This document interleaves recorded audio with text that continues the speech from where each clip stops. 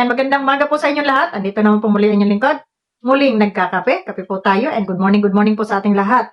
Ayan, bago po tayo dumako sa ating topic, ay tayo ay mag-shoutout muna sa ating mga kasamahan. Shoutout po sa Team Kalingap, sa Team Rise Above International. Shoutout po kila Tita Hanes.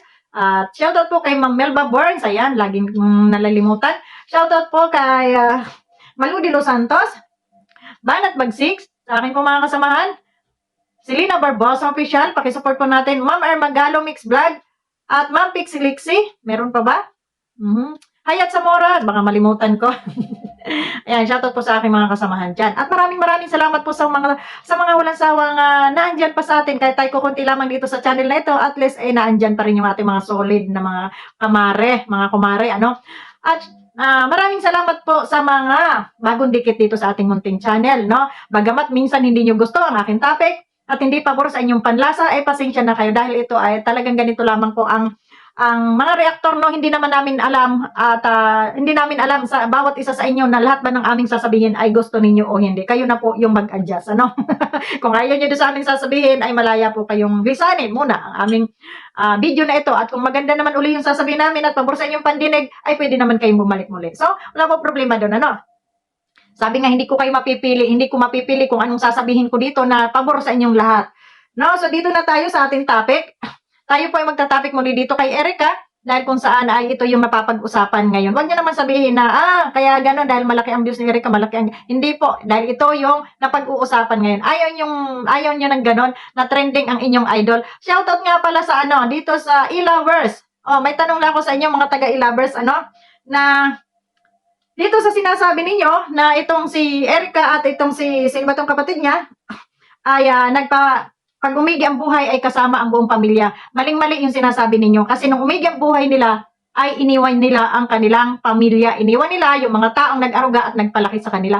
At binastos pa nila. No? Sa totoo lang, kung matino kang anak at matino kang apo, sa pahayag ng iyong lolo na ganon, kung ako ang nakarinig nun, ang lolo ko ay masama ang loob, lalapit ako.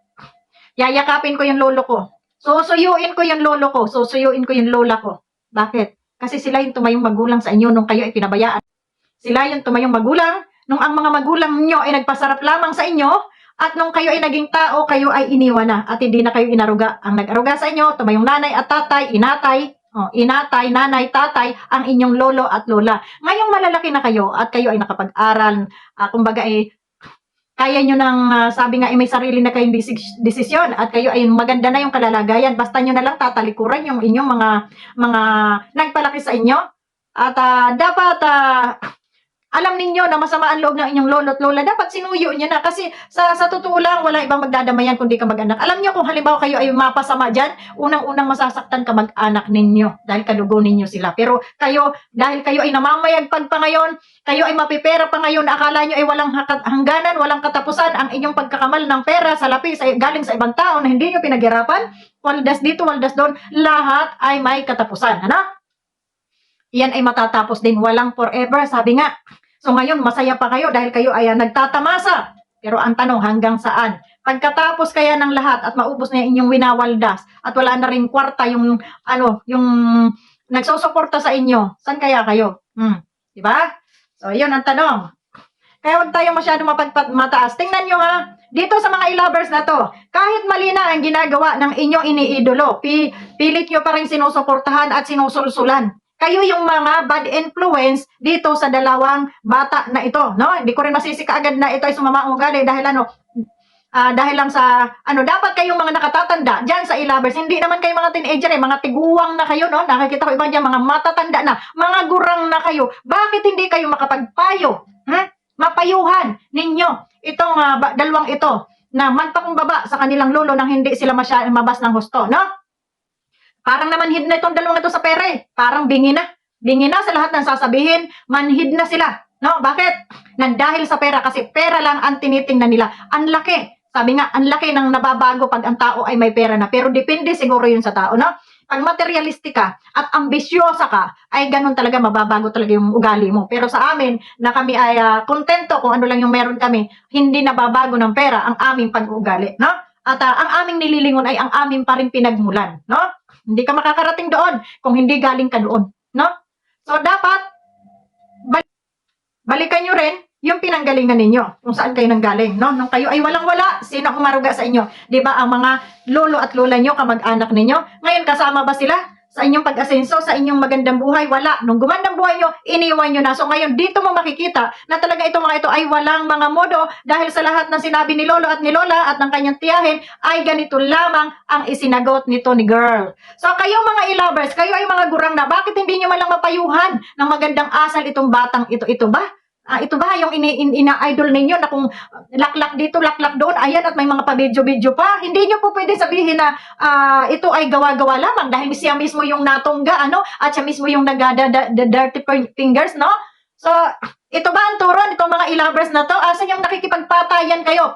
Ha? Para dito sa idol ninyo. Yung pala, kayo ang nagtuturo ng kaanuhan. Dahil kung maganda talagang intention ninyo, turuan nyo ito ng magandang asal. Matutong rumispito sa matatanda nila. No?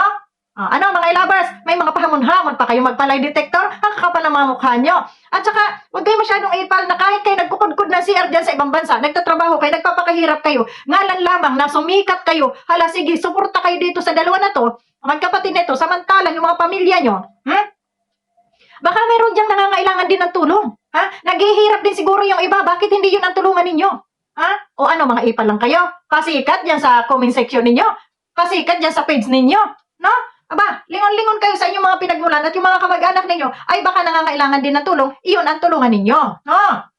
Ngayon, ano nang itsura nitong ano na to? Nitong Erica na to? Ha? Nagagalit kayo na ikumpara kay Beyonce. Sa totoo lang, ako mismo makakapagsabi, walang-wala sa kalingkingan ni Beyonce. Bakit? Unang-una si Beyonce, pinong magkikilos. Pinong hindi nagpapakita ng ganyang kagaspangan. Kung sa ganda, maganda. Kaya nasasabi ng iba na itong Erica nyo ay hindi maganda dahil doon sa pinapakitang ugali. Kasi ang tao, kahit anong itsura niyan, at maganda ang pinapakita mo, marunong ka makisama sa kapwa mo, pagkaganda-ganda mo sa paningin ng iba. Yun. Wala po sa itsura yung pagkunan natin ng ganda, kahit anong ganda mo, kung magaspang naman sa rough road ang ugali mo, wala rin kwenta yung ganda mo, no? So yan, sana turuan nyo ng magandang asal, mga i-lovers, huwag kayong puro kuda sa inyong page at puro kayo paninira. At puro kayo paninira dito kay Edo at kay Beyonce, no? At may mga purga-purga pa kayong nalalaman. Purgahin daw si Beyonce para matanggal ang kire. Kayo, ang tatanda nyo na Sino bang makire? Di ba kayo? Kakapal ang mga mukha nitong mga ito. Gugurang ninyo na. May mga pakire-kire pa kayong nalalaman. Bakit kayo? Hindi ba rin kayo kumaringking nung panahon ninyong kabataan? Sasagwa ng mga bunganga nito mga i-lovers na to Akala mo kung sino mga professional, mga bastos naman. Yan ang natututunan sa inyo ni Erica. May paganon-ganon. Diba? Dahil sa mga asal ninyo. Tapos nagmamagaling pa kayo? Ipalay detector si Lolo Miguel? Ipalay detector, bakit? Nagsampa ba kayo ng demanda? Para doon pag-usapan? At doon mag-uumpisa yung lie detector, sa mga hindi nakakalam dyan. Basta ka lang ipapalay detector, wala namang complain? Ano yun, sira ulo? Doon sa nagsabi, wag kang tatanga-tanga. Naipalay detector si Lolo Miguel, magdemanda muna kayo at magharap kayo sa husgado at doon umpisahan yung lie detector. Tapos, gastusan ninyo yung pagpapalay detector na yan. Dahil walang kakayanan yung mga matatanda. Nag-uuling lang yung matanda para may lamunin lang sila. Kayo, papakahirap kayo dyan magtrabaho kung saan man lugar kayo. Tapos isuportan nyo lang doon kay Erica. Habang si Erica naglalakla kasama yung mga barkada. Galing. Diba? Yan ang mindset ng Pinoy. No? Para lang sumikat, dumikit doon sa sikat, magpaipal-ipal, para din sabing sila ay sikat. Diba? O ngayon sasabihin nyo, bakit nyo nire-reaction? Kasi sikat yung Erica namin. Yung Erica namin, yung idol namin. Hindi. Hindi sa sikat. Kaya namin nire-reaction na dahil nakikisimpatya kami dito kay Lolo Nestor na pati. Sorry, kay Lolo Miguel. No? Dahil hindi naman magsasalita yung mga matatanda, kung hindi totoo yung kanila, sa tatanda na yan, magsinungaling pa yan? Kayo daw. Ay, sabagay, kayo matatanda na, baka mga sinungaling kayo, pero hindi lahat ng matanda ay sinungaling, Pag nyo sabihin na itong, marami, may kapitbahay pang nagpapatotoo, na instead na tulungan, sila pa yung kinuhaan at yung pera na pangpagamot sana dun sa matanda, kinuha pa nitong mga ito. So, gaano kagarapal itong mga inaalagaan nyo at mga ini-idolize nyo? Ako, hindi ako mag-idol sa, mga ganyan klase na nakikita. Sobrang kababasto, sobrang kababalahura dyan sa mga video, mga picture kalalaswa ang mga galawan. Wag na, siraulo na lang kayo talaga, no? So, yun lang. Bye-bye sa inyong lahat at maraming salamat. God bless po sa mga gusto lang nitong may video ko na to. Maraming salamat and God bless.